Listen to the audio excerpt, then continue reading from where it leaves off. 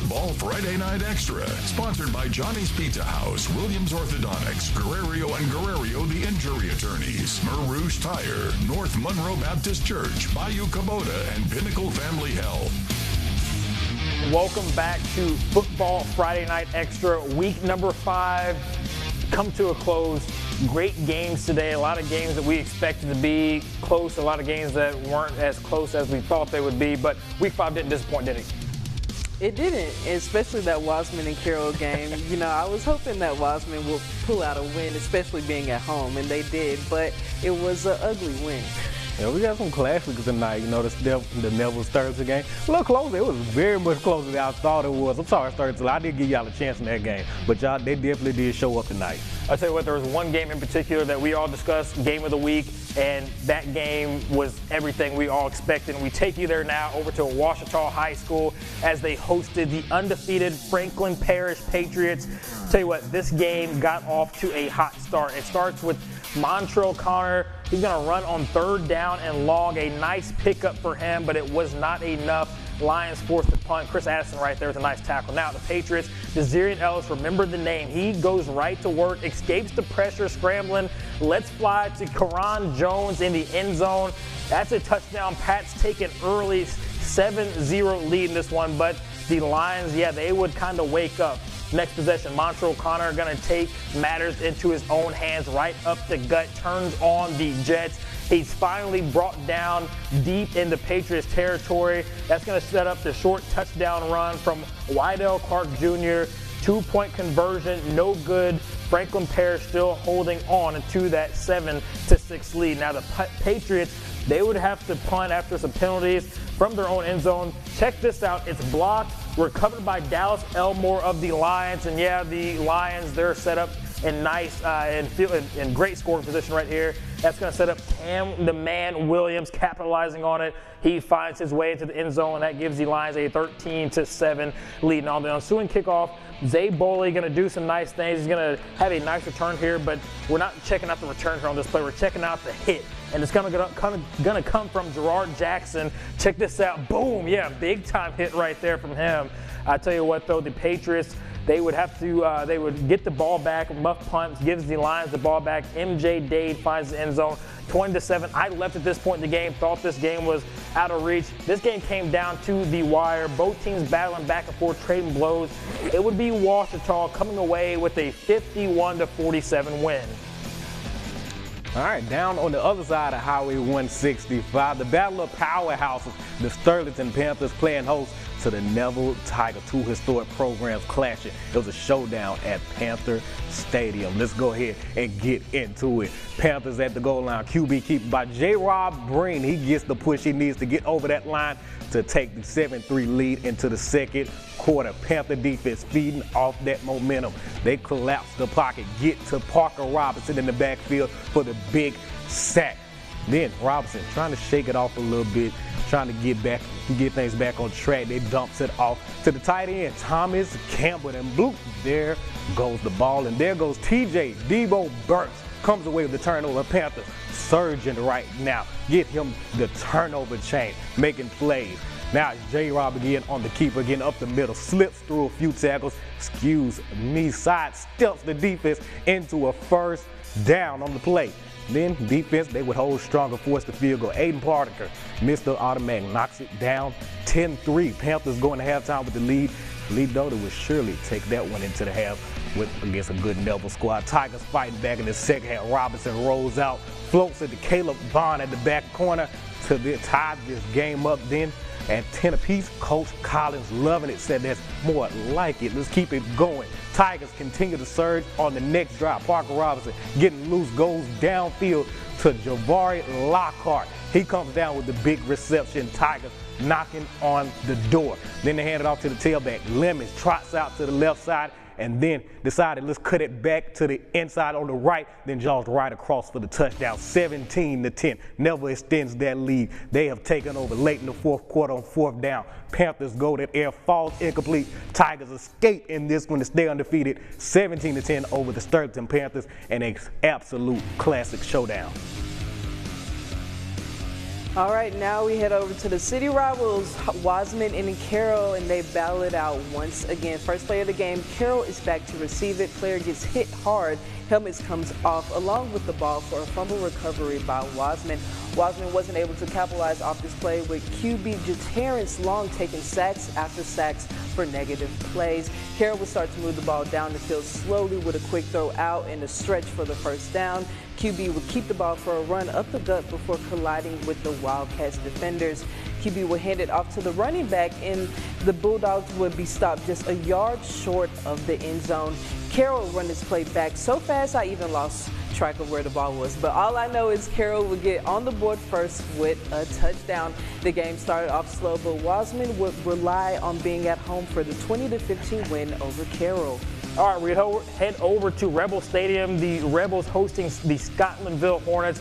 West Monroe already up 36-0 at this point. How about Luke Valerie running in the Wildcat formation, picks up about 7 yards. A very strong run from him, finally brought down, and you know what, it worked once, let's do it again. We're going to do it again, this time to the opposite side, and he's going to pick up a first down right here. Now, the Rebels, they would be slowed down on their trip to the end zone. Just a slight detour right here as they're brought down for the quarterback sack. But again, that's exactly what I just called. It's a detour because this offense had things clicking on all cylinders today, and they're going to pick it right back up. And it's going to start with Aldrich Booby Miles right up the gut. Yeah, check him out right here. Big time gain from him. And then it's Kendrian McNeil. He's going to get to the outside right here. He's going to pick up some nice yardage. Thought he was going to house this thing right here, but he's going to be knocked out of bounds just shy of the end zone. That sets up, yeah, we started with him. Let's end it with him. Luke Valerie. He's going to punch it home for the score. West Monroe back on track, back in the win column with a big 50-0 win over Scotlandville. All right, let's check out those undefeated Ouachita Christian Eagles facing the Rayville Hornets down at Stephen Fitzhugh Field. Eagles already on the move. A dream floats the pass over there to Patrick Turpin, makes a defender miss, and there's nobody left to catch him. Goes right into the end zone for the opening touchdown of the game.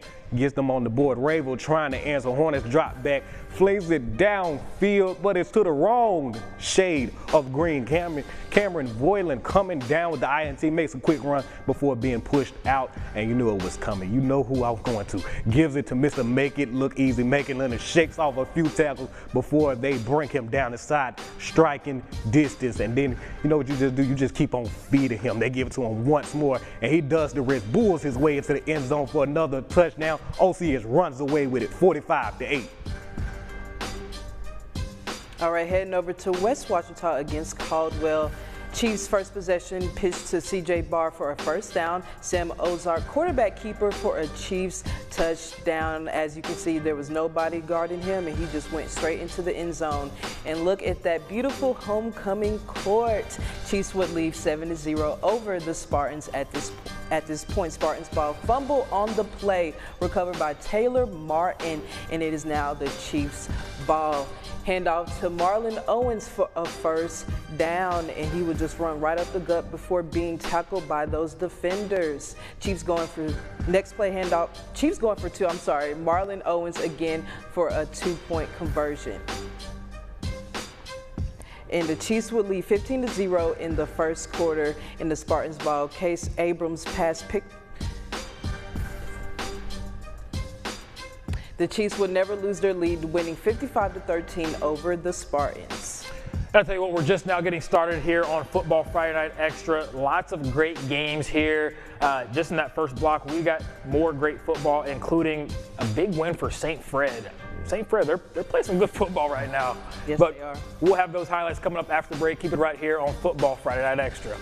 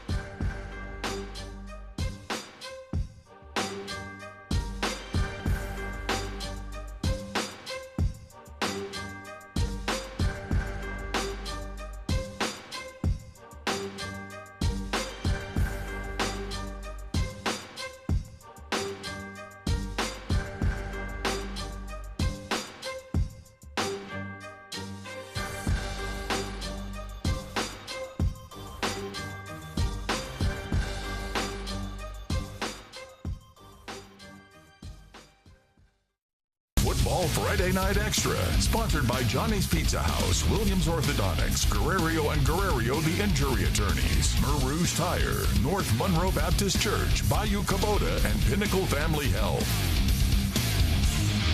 All right, heading over to St. Fred where they faced off against St. Mary's. At the half, St. Fred leads St. Mary's 41-0. St. Fred would get the ball to start the half. Jarvis Walker would hand it off to Owen O'Neal, and he would take the ball down for a first down. All right, same exact play, but the opposite direction. What they say, if it ain't broke, don't fix it, and O'Neal would be tackled at the 17-yard line.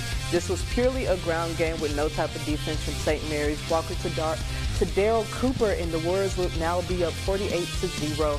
First play of the half for St. Mary's, and the ball will be snapped too hard, and while the ball is recovered by the Tigers, they do not have good field position, but the Warriors do, and the Tigers will throw a quick one out, but the Tigers receiver will be tackled by Luke Rosine in the end zone for a Warriors safety. And this would now be 50-0 to wrap up the game, and St. Mary's will dominate over St. Mary's in a shutout. All right, let's head over to Green Nose, kicking off to start the game. Darbone Woods is Xavier Stromile, and boy, can he turn on the Jets. Rumbles down the field for the huge return and just keeps on going, being chased by a host of players and then pushed out of bounds. Timberwolves, they would take advantage right after that. Right here, quarterback Dalton now. Britton takes a fake so quick. You know, it fooled our cameraman, but guess what? Xavier, he still got to that end zone, flips right into it. Darbone Woods gets on the board for the opening touchdown. The game set up for the extra point, and you know it's good. 7-0 Darbone Timberwolves. Giants with the ball now. Quarterback Tavares Lee hands it off to Zion Washington. He gets the edge, flies down the field for a big run to move those chains for a first down for Green Oak. Tavares Lee keeps the ball on the keeper, and it was a big man on the run, cuts it back to the inside, jaws right across for that touchdown. But they were falling this one as Darbone Woods would take the 38-26 victory over Green Oaks.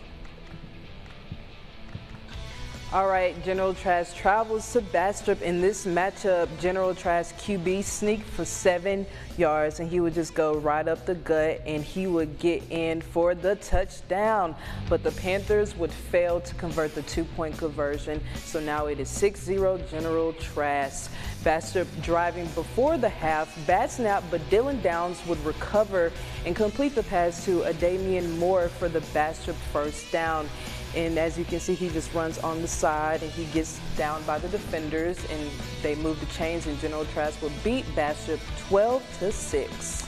All right, let's do some MAIS football. Those River Oaks Mustangs taking on Union Christian Academy. I'll tell you what, this team continues to stay red hot in this one. Jaden Davis, green pass to guess who? Lantavius Murphy, 55 yards, making guys miss, doing it all. He finds the end zone right there, and the Mustangs take an early lead. Now, next Mustang possession, Davis, this time same screen pass to Murphy, but this time Murphy's going to let fly down the field to a wide open Byron Price.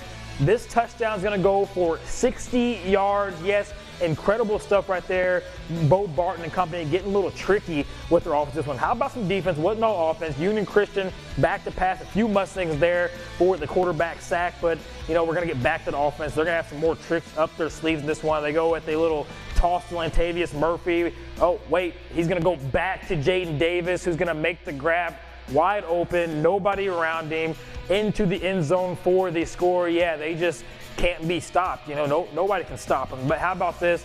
John David Green, a little more traditional River Oaks in this one. Handoff and, yeah, just untouched to the outside, in for the score. River Oaks moves to 8-0 on the season with a 60-0 win over Union Christian Academy. Now, before we head on over and move on, let's kind of break down what we saw in those, you know, for the first couple games we've seen. Lots of great games. I want to start with, obviously, Ouachita Franklin Parish, a game that I think we all talked about. That's why it was our game of the week, as why we wanted it to be that, because we expected it to be that game. But just really fun atmosphere for that team, and those two teams really went at it. great matchup this week, wasn't it? Absolutely, and I'm gonna say it now. I've been saying it for the last 2 weeks. I don't know if people caught on yet, but Franklin Parish is for real right now. Now that's a good Ouachita team they beat tonight. You know, talking about that, like Ouachita in that defense, they're gonna be problems for anybody that they face. But the fact that Franklin Parish was able to come in their house on their homecoming and spoil it and absolutely show out and show that we are for real this year, I think this is a big win for the Patriots. You know, Sterlington, or excuse me, not Sterlington, St. Frederick. Yeah. St. Frederick, we saw them today, 50 points, a shutout win. You know, Chip Bilderback's doing great things over there with that Warriors team, isn't he? He really is. Coming off of that Bastrop loss last week, I think any team would go into this matchup and kind of be, you know, a little, they will hold themselves back. But St. Fred did not hold themselves back whatsoever. And I didn't know St. Mary's was that bad, you know, but it was amazing to see. They kept it straight, y'all. Yeah, they did. But it was amazing to see St. Fred really rely on their run game, and they just could not be stopped, and I love that for them. And now they can just like look forward and continue to build upon their season. They're going to be a force in that district, but coming up after the break, we're going to bring you some games from Thursday night, Oak Grove in action as well as Union. We'll have that coming up after the break right here on Football Friday Night Extra.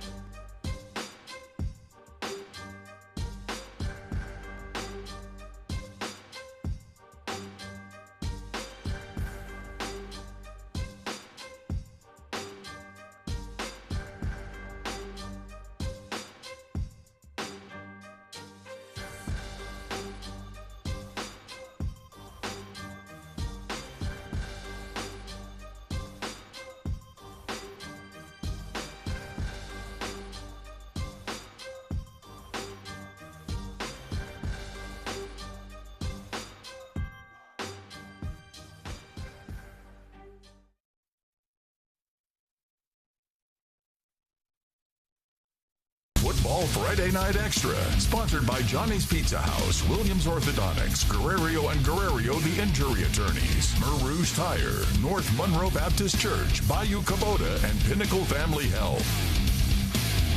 Thursday night football games from last night, Oak Grove on at the Swamp against Delhi Charter.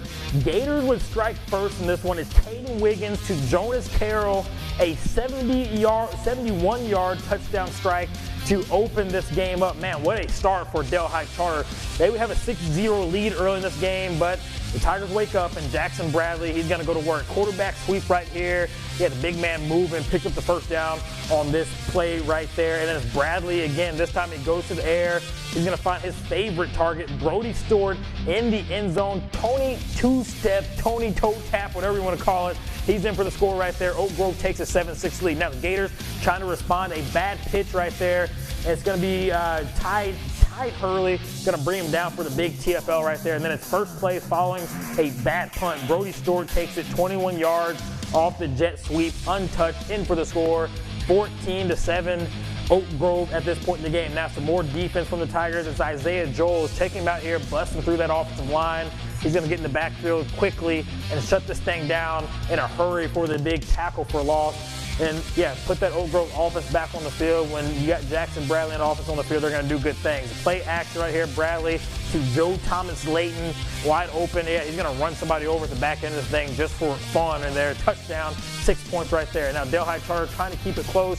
They go there, and it's picked off right here by Seth Ray, who comes away with his INT. And then check out the play right here. Bradley to the air again. This is going to go off the diving Owen Layton into the hands of Brody Stewart. Yeah, you can't make this kind of stuff up. Oak Grove rolls this one 57-12, your final over the Gators. Big win. Let's take things over to the U, the state champion Union Farmers taking on the Homer Pelicans. Pelicans, they hopped off the bus ready to fly. Gives it to Gregory Williams, breaks a few tackles and let his wings get some air. Take this one all the way to the crib for the opening touchdown of the game. They went for 2 afterwards. 8-0 Pelicans to start this game off. Farmers with the answer, hands it off to the do-it-all machine. Tyquarius Wilson plows his way across the line, puts Union on the board 8-7, down by 1. But it went downhill from here. Pelicans on the drop back, looking for Spencer Dunn, and Chase Meekin took his lunch money, snatches, let me have that. Put the Farmers across midfield after the turnover. Coach Spatz said, okay, offense, what are you going to do now? Derek Deuce said, watch me work.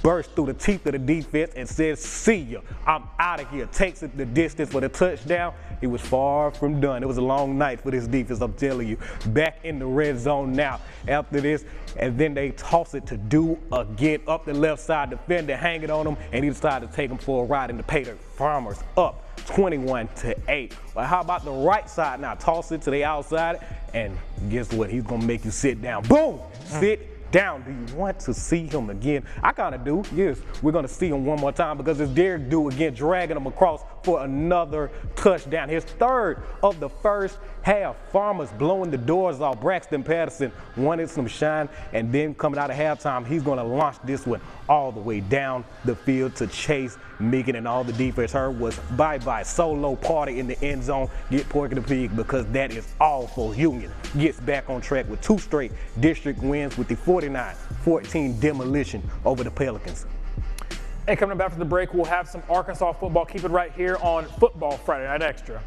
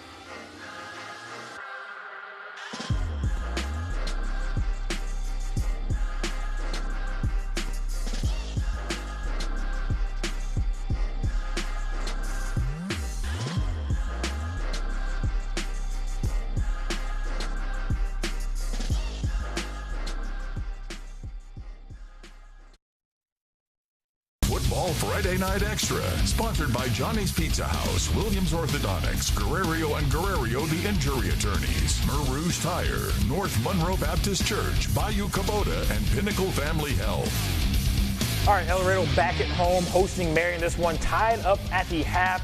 Wildcats get the ball moving right here. They're going to pick up some great yards on third down, pick up a first down. Then as quarterback Cannon Jacobs feeling rushed, he passes down the field, nearly intercepted, but dropped on this play. Now El Dorado turns it over on fourth down, and the Marions, they're going to go to work at this one. You see him take the handoff, but that Wildcat defense having none of it. Now the Wildcats, they're going to hand it off here, and yeah, check him out, getting to the outside, gets brought down at about the 3-yard line.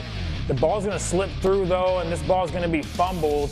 It's going to be recovered. I tell you what, El Dorado would come back in this game, score late in this game, and when try an onside kick, was not able to recover it. They would fall to Marion 34-28, your final in that one. All right, over in Smackover, the Buckaroos take on Bismarck. QB Mitchell Polk for the keeper, gaining a few yards. And Polk again looking downfield before keeping it and running it himself. And the QB getting some pressure from Bismarck finds Jamari Robinson open, And Robinson will find the end zone.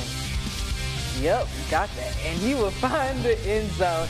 And down the field, Bismarck looking down the field. However, the Buckaroos, Hunter Spradley with the coverage. Smackover will go into halftime tied 7-7, but Bismarck will end that game 36-27 over Smackover.